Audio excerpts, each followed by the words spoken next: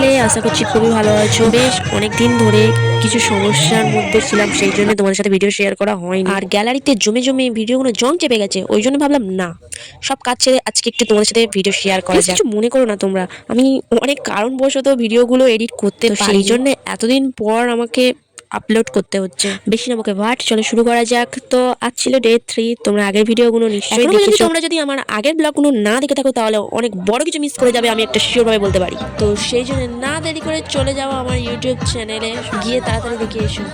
আর যদি তোমরা মনে করো দেখবে না, কিছু ভালো জিনিস মিস করে যেতে পারো।